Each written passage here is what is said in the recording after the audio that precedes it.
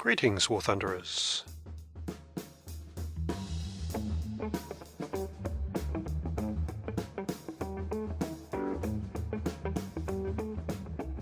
This is Longshot with you again, with a guide to defensive manoeuvres. In this vid I'll try to answer the commonly asked question, what do you do when you have an enemy on your 6? I'll also look at defending against boom and zoom attacks, and how to avoid head-on engagements. I've packed a lot into this video, so to make it easier to navigate I've provided links to the various manoeuvres, which you'll now see if you have annotations turned on. I encourage you to pause the video as often as you need in order to understand each manoeuvre, and if you have any questions or feedback, please feel free to post in the comments section below. Okay, so the first manoeuvre I'll look at is a very simple one, the hard brake. This works when the enemy is on your 6 and is fairly close and is faster than you. If they're travelling at a similar speed or are too far away, the manoeuvre is unlikely to be effective, and indeed will only expose your plane to gunfire, so you have to watch the enemy and make sure they're closing in before you attempt to brake. A brake is simply a sudden sharp turn to the side or upwards. To do this I usually hit the up elevator key along with the rudder key, or if I'm going for an upwards brake, the up elevator key on its own. I don't roll the plane before turning, as the roll will show the enemy the direction I'm going to turn in. The aim of this manoeuvre is to turn harder than the enemy can follow due to their superior speed and thus make them overshoot. It can then be a prelude to other manoeuvres such as scissors or climbing spirals, which I'll look at later. Right, so let's look at some examples. My friend Stackerman is behind me and approaching fast, so I hit the up elevator and left rudder, putting the plane into a sharp banking turn. His speed prevents him from following me and he overshoots. Let's look at it from his point of view. I'll wait till he's close enough before braking, as to turn too early would allow him to get guns on the full profile of my plane. You can see how I slipped out of his sights there. In the next example, Starker is diving to attack from at high speed, so I can brake a little earlier. I had to brake a second time there with a bit more of an upwards elevator. Let's see that from his viewpoint. And there's my second brake upwards. This next clip demonstrates two things. Firstly, Stucker brakes too early, and you can see how that allowed me to get some shots into him. Then I overshoot, but turn a little hard towards him instead of extending away, which allows him to simply roll and turn, and bingo, he's on my tail. A disciplined pilot would have extended away instead of turning after the overshoot as I did, but we were both pretending to be your average arcade pilots here, so a simple brake can in fact sometimes lead to a reversal against a plane with superior energy.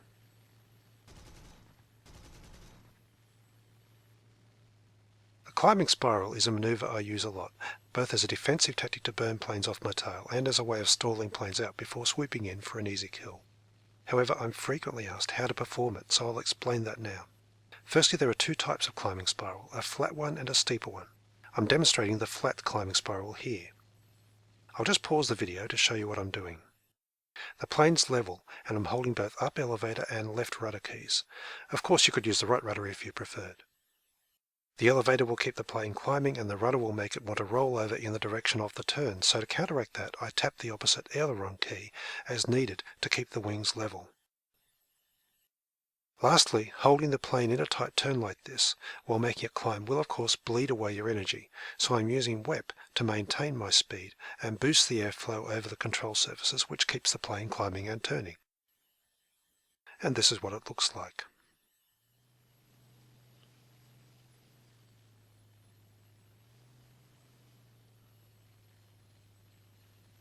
So how can this be used as a defensive manoeuvre? Well, here I suddenly discover a B7A2 right on my tail, and I immediately go into the climbing spiral. The B7A2 tries to follow me the normal way, either by banking and using elevator or just mouse aim alone. His plane cannot keep up in the turn, and eventually I have a reversal as he loses his speed and gets close to stalling.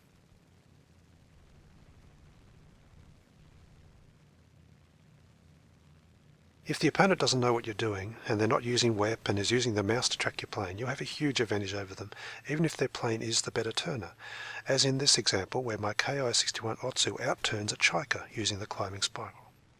Although the Chiker's trailing smoke, his engine was fine as he went on to score more kills in it before the battle was over. And you can see how the superior acceleration in the Ki-61, combined with its powerful rudder, was able to burn the Chiker off my tail, and indeed almost gained a reversal before I eventually decided to dive away, as more red planes were arriving to help him out.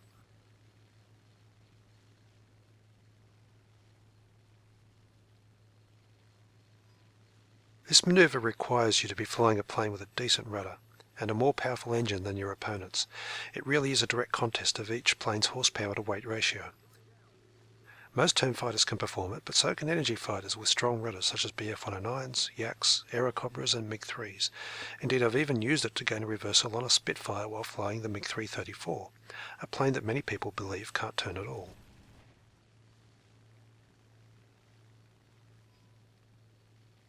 The other climbing spiral method keeps the plane in a more vertical climb, with the up elevator held, using just taps of the rudder and roll keys as needed to keep the cockpit facing upwards and stop the plane from tipping upside down. Here Stacker goes into a steep climbing spiral after initially braking to avoid my attack. He sustains it using WEP, while I'm trying to do the same in my Yak 9 and find a way of getting guns on him, which is extremely difficult. And eventually, because the 109 is a lighter plane with a lower stall speed, I am forced to give up the climb and dive away, which gives Stacker the reversal.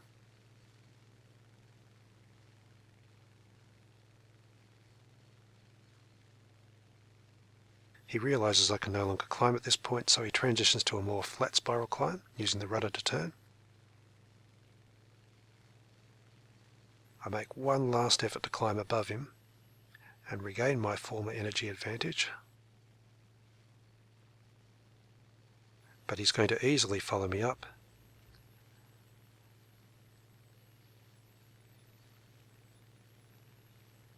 And at that point I give it away, and I'm forced to dive with Stacker on my tail.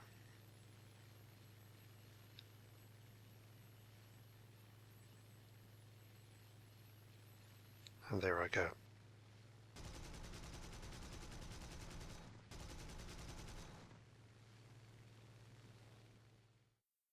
A scissors is a maneuver used to force an attacker to overshoot.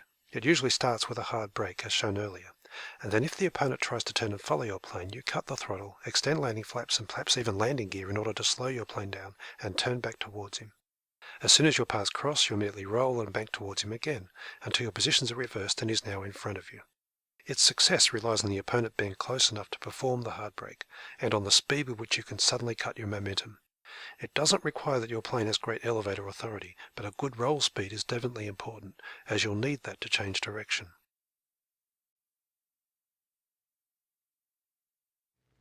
In this example, Stacker is on my tail and closing in. I've already performed one brake and now I'm switching to brake in the opposite direction, and this starts the horizontal scissors. Now I'm looking to see where he is. There, and I immediately roll and turn toward him. He crosses behind me, so I roll back and turn again. I've cut my throttle, and then when he passes underneath I immediately turn, and now I have my reversal. This can obviously be a dangerous maneuver to perform, as there is a chance you can take gunfire as your paths cross, and also you're deliberately slowing your plane down, which can leave you vulnerable to other attackers. But if someone's on your tail, you do what you need to do to survive, and sometimes you'll find yourself naturally falling into a scissors without even intending to do so. So you need to recognize it when it happens and know how to perform the maneuver. In this one, my Eshak's on the run with a Yak 1 on its tail. Now I've broken sharply upwards as he was very close to me, and now we're in a looping turn fight. Now the elevators on this particular Eshak are not great, so I'm not going to win just by turn fighting him like this. So I've extended my landing flaps, and I'm looking to see where he is in order to turn towards him. He's path beneath me, and just like that we're in a scissors. He's trying to climb again, which introduces a bit of a vertical element to the maneuver. There he goes upwards. And that's all a rolling scissors is, by the way, a scissors with a bit of a vertical aspect to it. And there I have the reversal. I forced an overshoot, and he's on fire. I went from a position of imminent death to sitting on his 6 and shooting my attacker down, and that's what a scissors can do. We've all had the experience where a fighter plane's approaching us at fairly high speed, faster than what we can do. And it's well enough armed that you don't want to risk turning for a head-on or waiting till it's close enough to try a hard brake, followed by other maneuvers. So what do? Here's one option that I use quite a lot with a high frequency of success, and I call it a split S reversal. Firstly, as the bandit approaches, I gradually turn until I'm flying at a 90-degree angle to him. The turn must be gradual, as I don't want to lose too much speed by pulling a sharp bank. And then when the enemy's within 1 kilometre and probably looking to start opening fire, I'm going to flip the plane over and hit the up elevator, which is a split S manoeuvre. Ideally I want the plane actually facing a little toward the attacker as I do so. I'll show it from the side as that will better demonstrate what I mean. You can see the attacker's plane is banked because he's following my original turn, and this makes it very difficult for him to adjust his aim to hit me in my split S. If he can, and it sometimes happens, then I'm probably toast, but I would have been anyway. If he fails to get guns on me during my split S, then he has the choice of either giving up and running away or trying to turn and follow me. And if he does the former, then I've escaped a dangerous situation, and if he does the latter, then I have the chance of pulling off a reversal. So I'll demonstrate this manoeuvre with my friend AIM-120 AMRAAM playing the role of the attacker. Now he agreed to fly like a typically aggressive arcade pilot, which means he's going to continue the attack regardless of what happens. As he approaches, I'm turning gradually to the left until my flight path is perpendicular to his. Wait till he's about 1 kilometre away, and I'll flip the plane over and pull into the split S that will take me under his guns and a little toward him. And as you can see, he's overshot, and a good pilot at this point would just extend away, and instead he tries to turn. But his high speed puts him at a disadvantage, and very soon I have the reversal.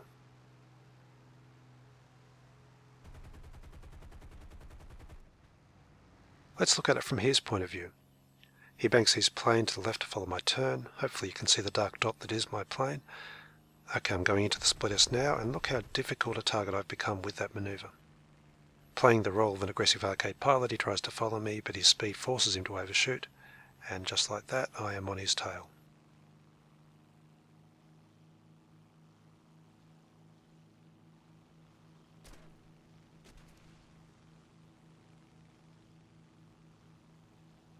I've used this manoeuvre a lot, but it always seems to happen when I'm not recording video, so unfortunately all I have to show you is footage from replays. In this example, my lag's being run down by a Dornier 217. My trajectory is at 90 degrees to his, which makes him bank his plane. I flip over and split S just as he gets in guns range, pull up into a loop out of the split S, and sure enough he's trying to loop up to follow me. And it's child's play to finish him off with a rocket. Now obviously the 217 is a clumsy plane, and easy to outturn once I've avoided his guns. So in the next example I'll show planes that are a little more equal in their dogfighting ability. A moderator's chasing me down in a P-40, which is easily as capable a turn fighter as my I-301. So let's see how it turned out. I split S underneath him, his speed worked against him, and by trying to turn back on me, instead of extending away, he's immediately signed his own death warrant. So yes, this really is a manoeuvre you should be aware of and put into practice whenever needed.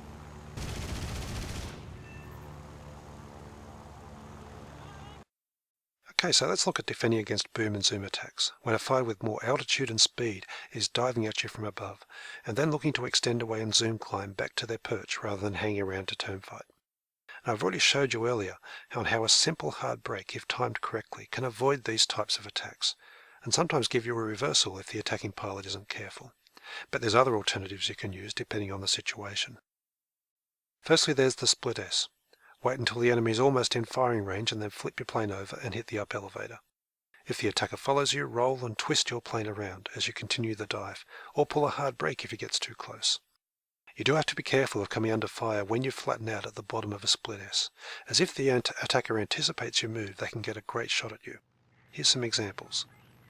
Right, so I'm diving at a climbing KR-61. Watch him closely. As I close in, he rolls over and pulls down into a dive. So I immediately abort my attack and zoom climb.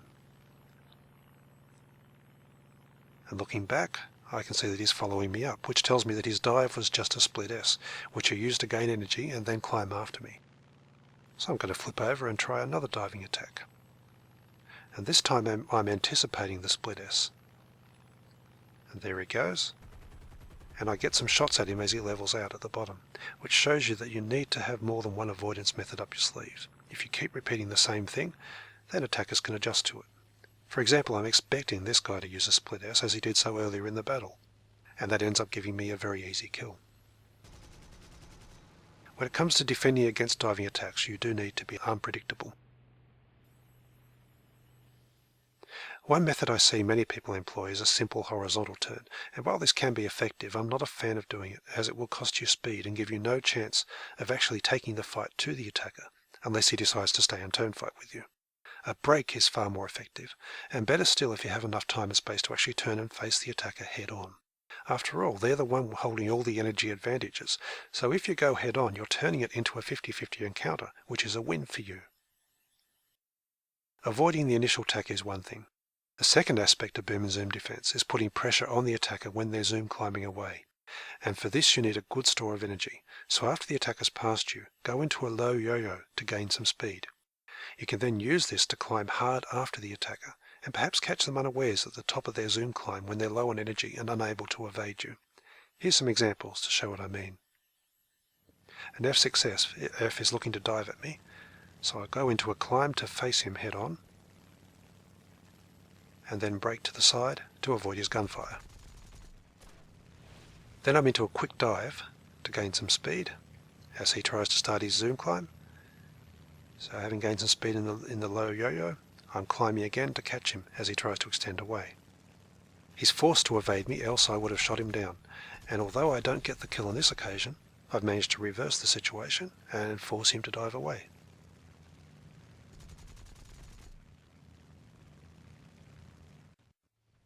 Here's Stuckerman's approaching me at high speed in a more shallow boom and zoom attack.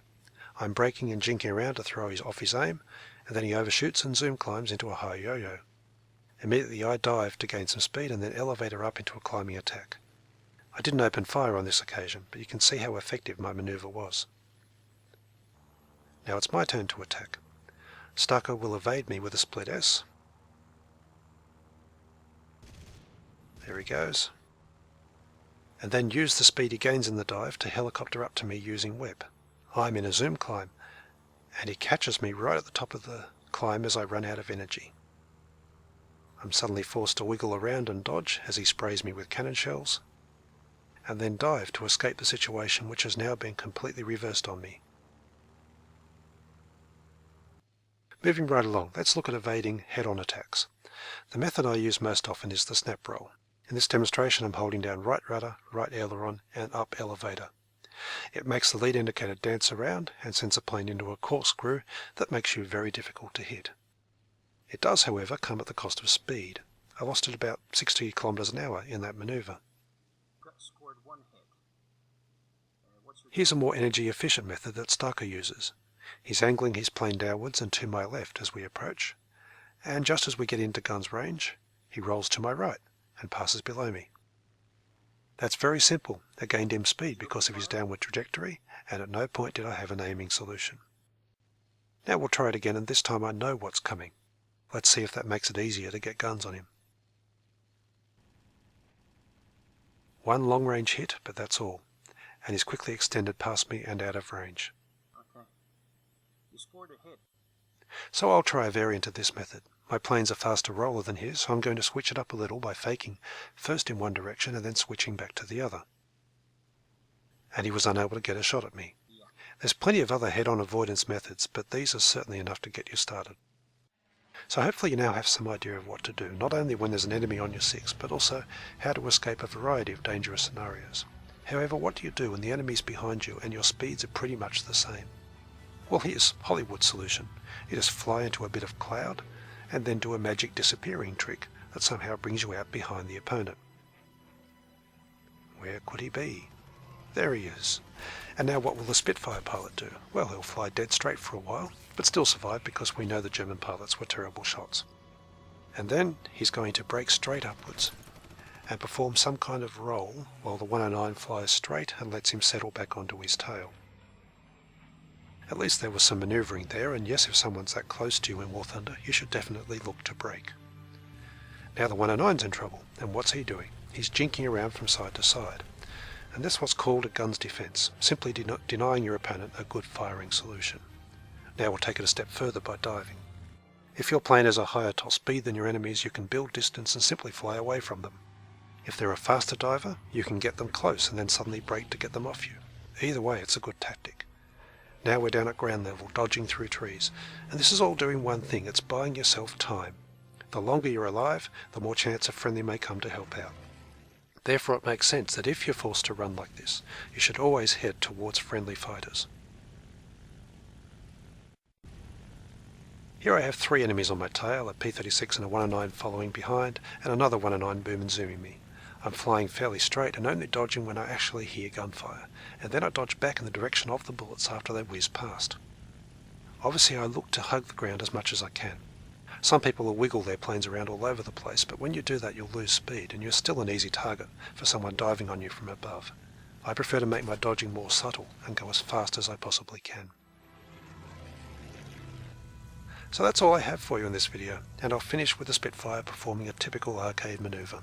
Unable to kill his target with gunfire, and despite it obviously having a severe engine damage, he decides to resort to a ram that rips off both of their wings and should have left both planes as flaming wrecks on the ground. Anyway, I hope you've enjoyed the video, and that it proves helpful. The next in this series will be on teamwork tactics in arcade battles. And until then, well, I won't see you in the skies as I'm taking a bit of a break from the game. But anyway, I welcome your comments, and thanks for watching.